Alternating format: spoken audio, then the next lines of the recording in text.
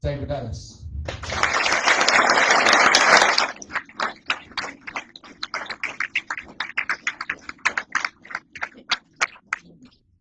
Well, thanks for the promotion on advising government. In the main, most of my support has been to MPs, MEPs, defence press, and senior officers. So I've had quite a bit to do with raising awareness, or at least trying to raise awareness, with something called European Defence and Security Union. So I have had the privilege of actually interviewing Anne, where we were discussing some domestic security issues at the time. But the thrust of the point of this tonight, and I'm going to pick up on what you said there with the politicians saying no. So I'm going to open up with some chronology to what has happened with the way that since Tony Blair initiated the UK involvement into the European defence concept. Now, Tony, at the Munich Defence Conference, when he was discussing this in the context of wider European security, stated that the European defence concept, but I'm going to speak union, defence union, that is what we are talking about. But he said it didn't help the Brexit case if we explained it properly, it being defence union. So the chronology for this subject, so we've got decades of reductions in military capability in this country under both Labour and Conservative governments. To the state now that when the Tories had the baton handed over in 2010, Admiral Sandy Woodward, who was the lead admiral who ran the Falklands campaign, made a significant intervention in the press where he stated that as a result of the Conservative strategic review then, which was baton handed over, table laid up by Blair, that UK militarily we couldn't do anything other than defend either end of the channel. Now please let that sink in. That was 2010, and he was a time-served war veteran. So things have got worse since then, because as we've seen subsequent cuts and subsequent reviews, because the reviews are the part where the government asks our military heads of service, who are not in charge of the military. Our military is run by civil servants now, since Tony Blair. They are invited, under the style of these defence reviews, to engage in cost-saving exercises, which means cuts. Politically to you as the general tax-paying British public, that's a defence cut. And for decades now, the British people have accepted defence cuts. And defence has been an apolitical subject. For too long, it has been too quiet. It has not been in the political arena. And I want to thank the South West Reform, and particularly Gordon and Anne, for the opportunity to speak tonight and offer you some insight into what's been going on. So as our national military has been cut, and we've had a plethora of officers, and it doesn't seem to matter whether they're an admiral or general or whatever, intervene and say we should not be doing this because our adversaries are advancing. Now, at a time when there's war in Europe again, and in the context of this general election, and I'm going to come on to Labour policy in a moment, but first I've got to really explain to you what European Defence and Security Union is, so you understand. It is not, I repeat, not an EU army. It does not exist. It is a fictitious load of nonsense. It's a cul-de-sac politically. It doesn't go anywhere. Now, fortunately, Nigel Farage in GE19 and Anne started to make progress with this subject because this is the chronology, right? So I'm going to sketch about in time, but please bear with me. In 1984, I'm going to come back to your no because it's highly relevant. In 1984, Margaret Thatcher was invited by Jacques Delors for three things for the next stage of the ever closer union. which includes defence union, currency union, and the loss of the veto, the reduction in the taking away of the national veto. I'll come back to that because Ursula von der Leyen, who's the current head of the EU, has stated that nations will be losing the veto in defence and security. Now, you may think that we've left the EU, but we have not, I repeat, not fully in terms of defence and security.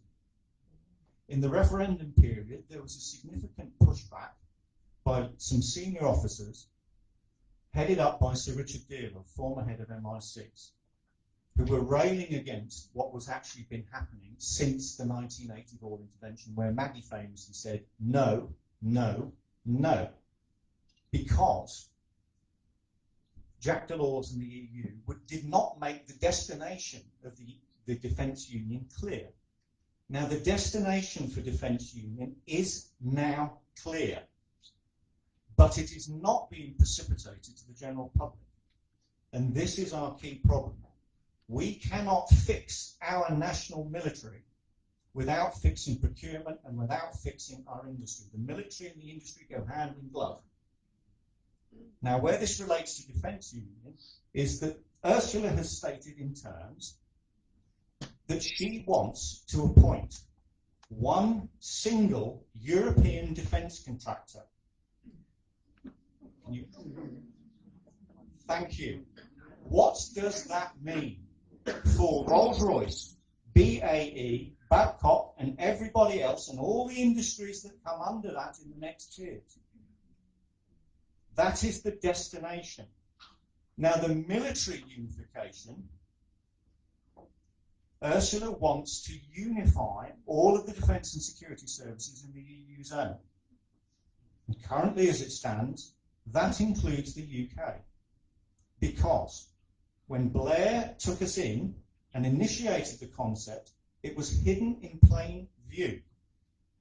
It was neither, and this, you must take this on board, it was neither explained or denied.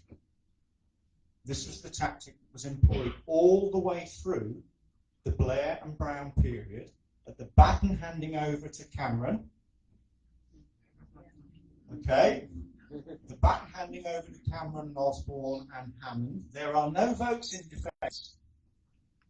And I'm submitting to all you good people that what he really meant was there were no votes in EU defence, but he could not have that conversation because the unification process and the Europeanisation units were already installed in the MOD. So the MOD is no longer a military HQ. It is not capable of running our military in a war. And I've got that from numerous generals, and I'm happy to rely on what they're saying. So, we've got to Blair and Cameron, from the Blair period to Cameron. So where that now appertains to the referendum, defence and security were excluded from the referendum period for both leave and remain. If you remember the gambits, it was take back control of. No mention of defence because we were already part way through, but nobody wanted to have that conversation. It was politically inconvenient because the great British public, I should imagine, would have gone, what? Went very quiet after Margaret Thatcher. The next time somebody said no was in the GE of 19. Do you know who that was?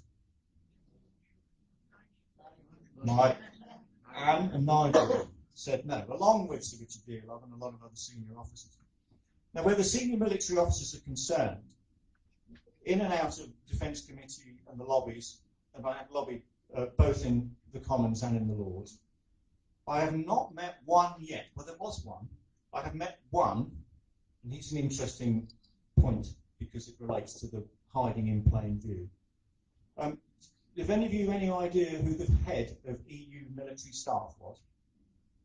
Because you didn't think the EU had military, did you? The head of EU military staff. This is the period when Nigel Farage was being lambasted by Nick Clegg about, a dangerous fantasy. But unfortunately, they were talking about an EU army, which was not what we're doing. The head of EU military staff, this is years back, Lieutenant General Sir David Leakey. one of our officers. He later became Black Rod. Okay, so some context there. So European Defence and Security Union is the unification of all of the defence and security services. So for Britain, what that means, and this is one of the things Dearlove and co railed against, and he would know because he was head of MI6, is that it would affect our security services, our Five Eyes capability, or the intelligence, GCHQ, MI5, MI6, the lot. It even precipitates into coal-face policing. So the problem with the job is there isn't a smoking gun. I can't give you a document or anyone with Defence and Security Union on a page so you can understand it. It is a freight train of bureaucracy, as the EU do things. So if you think of coal and steel, fishing, now think military and what that's going to look like. And this appertains to the G now because of what Labour have announced for policy. So this GE couldn't have come at a better time for this because we've just had the D-Day anniversary and the anniversary for the Falklands War.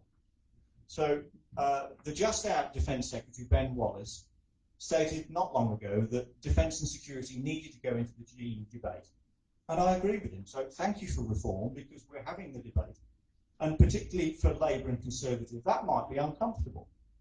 But if they want to have a defence debate, we've got to include these other factors. However uncomfortable they are, we've got to discuss them because there will be a bill. This thing is not for free. So, we've got to look at Defence and Security Unions. Ursula von der Leyen has no military capability whatsoever of her own in the EU. None. She has headquarters, command and control structures, and the EU have built a bureaucratic structure, right? They have built the bureaucracy in order to unify the nation's militaries within Europe.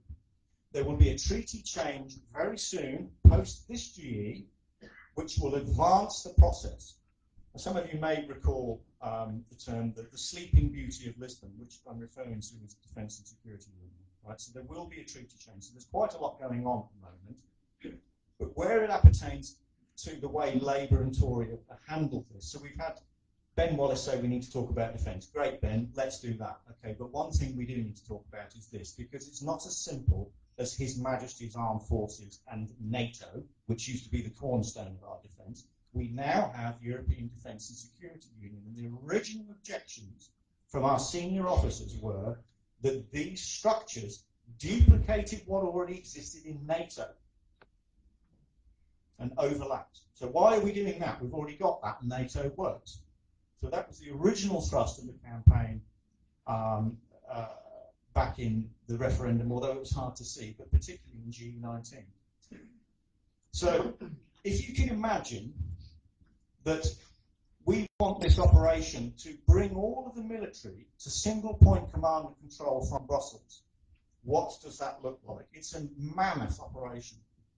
And the structure has components, they're called pillars. But essentially what we've done during the cat's away, the mice are going to play period under Truss, because crucially, under Boris, the status of this matter was that it was to be considered. And what they did was pause. We were in process under Boris with, we're going to get Brexit done and all that. There was a pause. And critically, when you look at the players that were involved, so Ursula von der Leyen, former German defence minister, now head of EU. Okay, Lord Frost, our head negotiator at the time, became National Security Advisor. Can you see the defence and security overlap? Right, it wasn't apparent, but it is there. So Tim Barrow, who was Theresa May's wingman for the negotiations where we all railed against, and said, we don't, the public didn't want that. Tim Barrow was, for the period just gone, he's been replaced by a military officer now, he was National Security Advisor. So you can see how it's gone within weeks. All of these people have a defence and security portfolio, and they all overlap. So the bit where Theresa May was concerned is she was going to formally take us into Defence and Security Union in a section in the backstop. And there was enough pushback within Whitehall to go, no, because it was very, very, as Lord Frost put it, we don't want that, it's too rigid. I would have loved him to use more descriptive terminology so that the public would have understood what on earth he was talking about, which was effectively, we're not dealing with NATO with this thing, okay? You know, NATO is national militaries and collective defence, all right? And we still do our own, you know, we still have our own command and control structures, but they then transfer into NATO, but we still make our own equipment. EU Defence and Security Union is a completely different beast. It wants it all. Everything. Boots to nukes. And the conversation in Europe is a nuclear-capable defence and security union. Now think about that. Because currently in the Eurozone, there are only 2 countries that have nuclear capability, and that's us and France. So there's a lot to consider with this.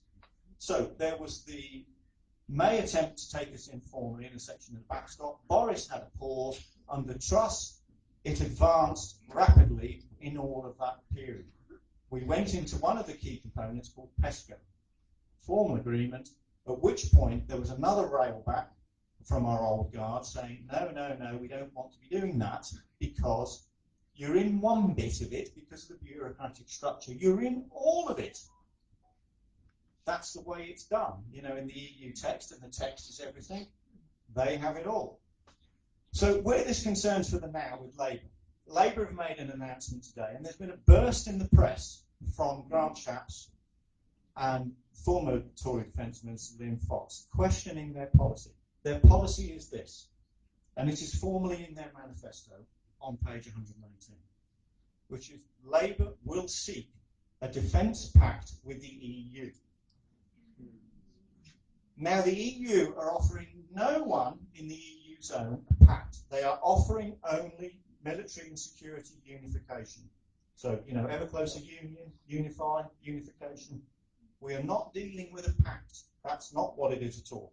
So we're at a point now where, thank you for Grant Shapps finally opening up this crucible where we can have a debate about this, because the public need to know what the destination is and what Labour are proposing in this policy.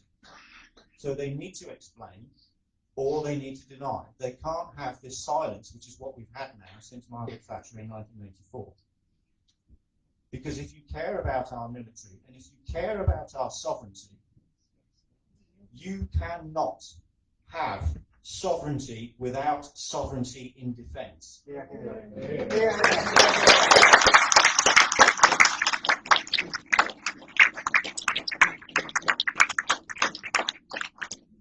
I would submit to you all that there is no sovereignty at all without. None. So, where we are with Labour with this, anybody voting Labour needs to understand that the destination of what they're talking about isn't a pact. I would submit that that is disingenuous at the least, because that's not what Ursula is talking about. When Ursula stated she wanted one single point command and control and one single EU defence contractor, she later elaborated that she did not want countries making things in corners. I quote. Let that sink in. Ursula, former German defence minister, now head of the EU, who is pushing through this agenda of military unification, does not want countries making defence platforms or arms on their own. Now, if we are to fix our military, and I say we as a country, if we are to fix it, we have to fix procurement. Now, are Labour suggesting that the EU will fix our military and our procurement? Because if they are, they need to explain what that is. Because otherwise, we're going to end up in a situation, and interestingly, you know, although the Tories for the last so long have been laying the table up, so did Labour before them. But you need to bear one thing in mind. Tony Blair, when he was at that Munich Defence Conference, and he sort of touched this subject, stated that as far as he was concerned, although the transatlantic NATO alliance was important and we needed to maintain it. It was essential, I quote, essential that the EU proceeded with this defence union.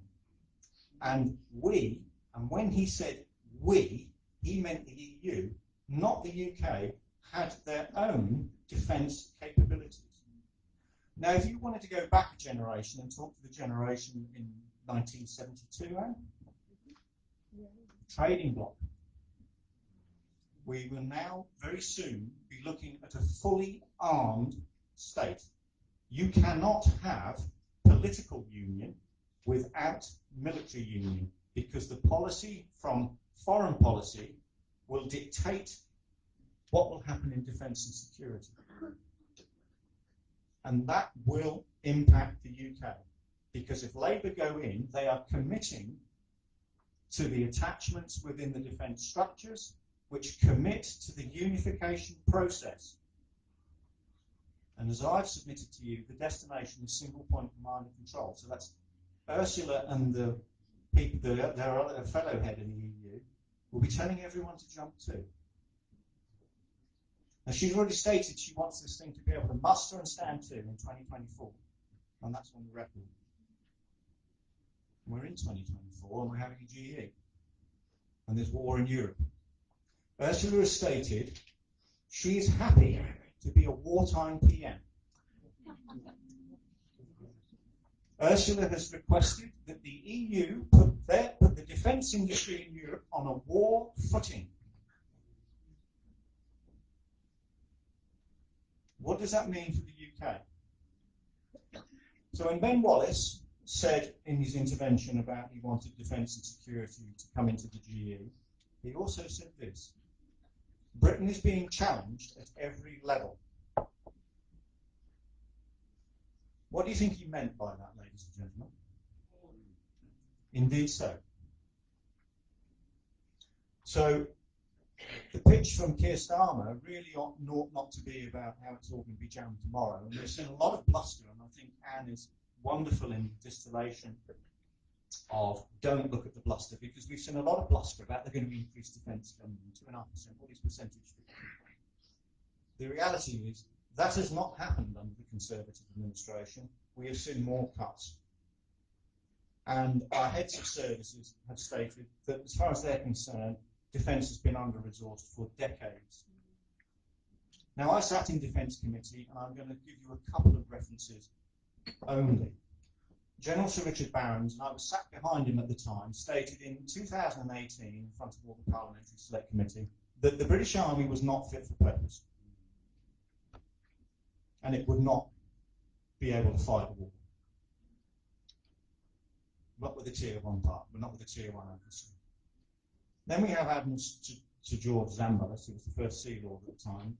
He was just out as being first Sea Lord. He said he was, as first Sea Lord, he would, because this is anybody here in the Royal Navy, prick your ears up, please. As first Sea Lord, he would ideally like a number of submarines, that's nuclear, that was not 0 or 1. Now think about it, that was 2018. We've just had the head of the American Army come over and tell us we're not very happy about your ammo and your situation.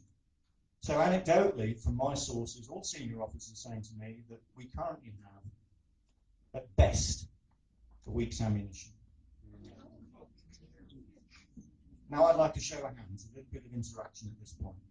How many of you are satisfied and content with the status of His Majesty's Armed Forces as it stands now? Are you content? No. Are you happy? No.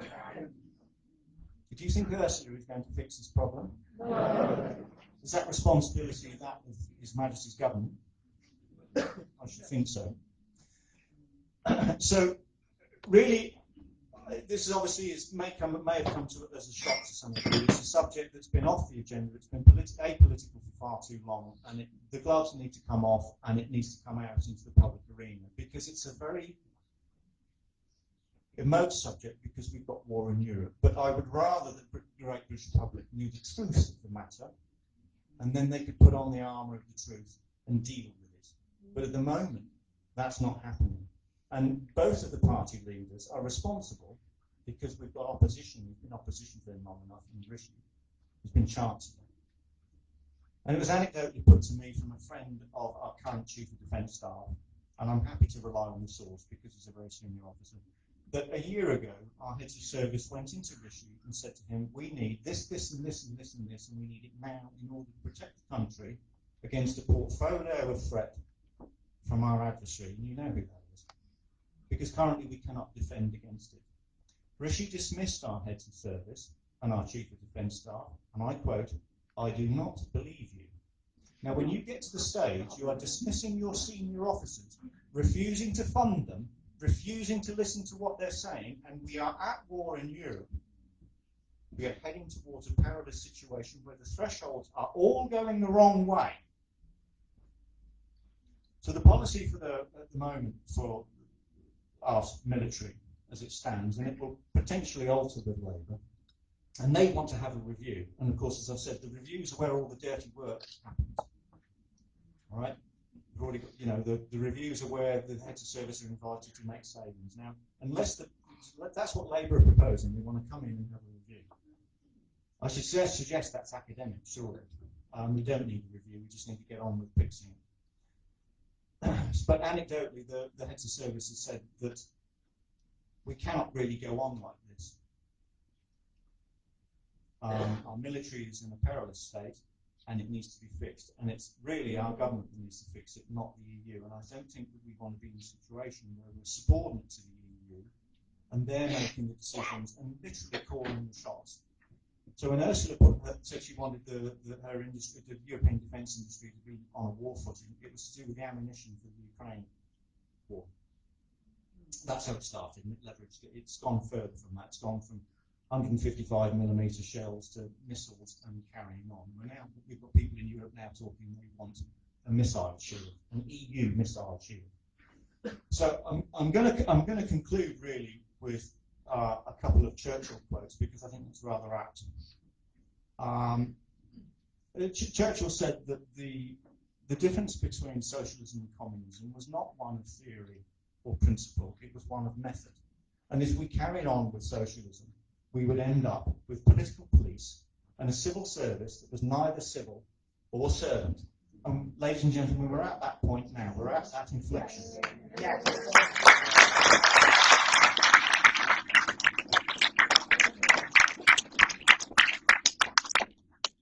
Thank you.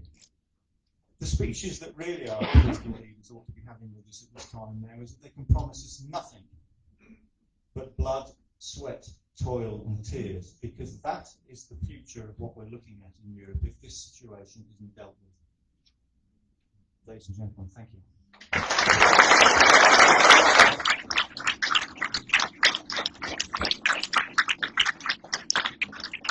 Thank you so much, David. I just want to ask a question. Who trusts a Labour government or a Conservative government or a Liberal Democrat government or a Green government to fix any of that? Do you trust a Reform government with a leader in Nigel Farage and a supporter who have already called this out, who are already entertaining the expertise? There is only really one way to vote in a general election. It is to vote Reform. Now, just briefly, I just want to ask if there is a question for David before we have a little break for a drink. Yes. So, if you'd like to stand up, shout. I want to wonder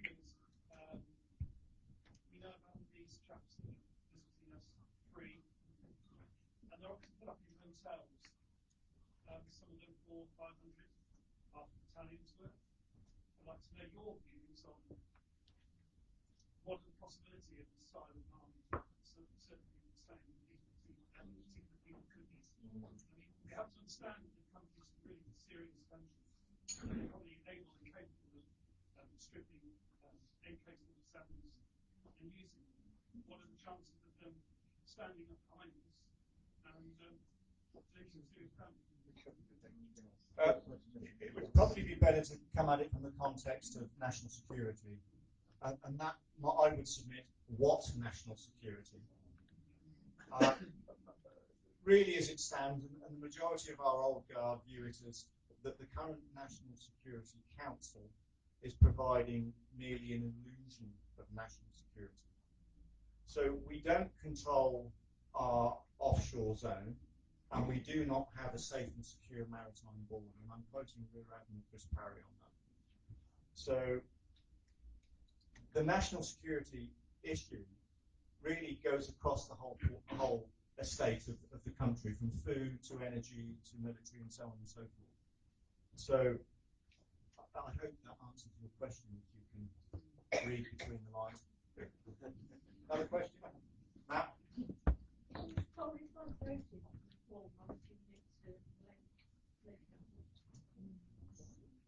Well,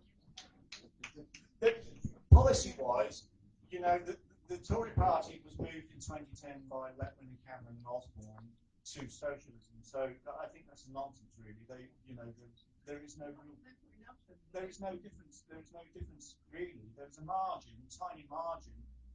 There's a few Conservative MPs that still want to be doing Conservative things, but they're not in the cabinet and they're in the minority.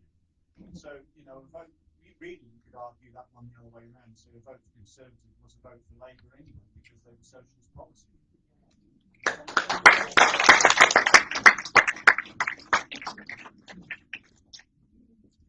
Are our armed services and forces in such a bad state because we've sent everything to Ukraine? No, it's a more complicated problem than that. It's decades of under-resourcing, and it's running things down to such a degree where there is no stock, there is no resilience, and probably it's best to view it in this fashion. So a former Admiral has only just recently put it to me, and I think he summed it up very well, that the 14 years of the Conservative government, and they have failed to deliver a military that is either capable of intervening or being a reserve-backed deterrent force, which is currently how the government policy is. It's a deterrent force. So the Ukrainian issue is a separate to that, because it's a beyond, it's another conversation. But the point is our magazines were at their lowest, and the adversaries could see the depths of our magazines. That's the point. Another question? Yes, ma'am. So there's 300 people in this room, and you've just told us a story that I suspect that most people like me had not fully understood, that the EU has a strategy, and Ursula von der Leyen, and I won't tell you what I think about her, but it will be polite. How can this message get to a wider audience? This needs to be on national television.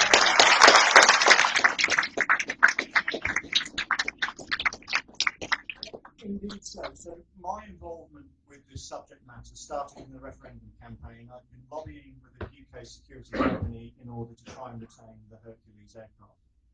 And it was very clear to me from somebody from business and engineering, so I'm an engineer by trade, I'm not military. So my background is business and engineering. It was blatantly apparent that there was something catastrophically wrong with what was going on, and this could not be allowed to go on. And I tried incredibly hard, along with some senior officers who were activated in the referendum campaign, by a spectacular event. And that was an accidental email that I received from General Sir David Richards, where Number 10 had fabricated a letter with a dozen very senior officers' names on it, without consulting them, taking their names in vain, supporting staying in the EU. And that was the beginning of what I wanted to be an exposure period for this subject matter. But what we found was, and that was backed up by Lord Tevitt, with all of the referencing I've given you today, to do with Margaret Thatcher, has come from Lord Tevitt, bless him. And it also come from Admiral Mike Boyce, who was former Chief of Defence Staff, who told me in the referendum period, where we wanted on the leave and remain agenda the defence conversation, because ultimately you would have assumed Remain would want to put Defence Union on because it was happening. And you would have assumed that Leave would have wanted to put it on the agenda because they would not have wanted to do it. But what we found was nobbling after nobbling after nobbling, and trying to push this through has been incredibly difficult to get the public awareness because we have not had statespersons from either of the parties that are prepared to really have a grown-up debate about defence and security and include all the factors. So, as I've said to you, the factors are our national force, His Majesty's Armed Services, NATO, but the bit they've always left out has been European Defence and Security Union. It's been as if it's been expunged.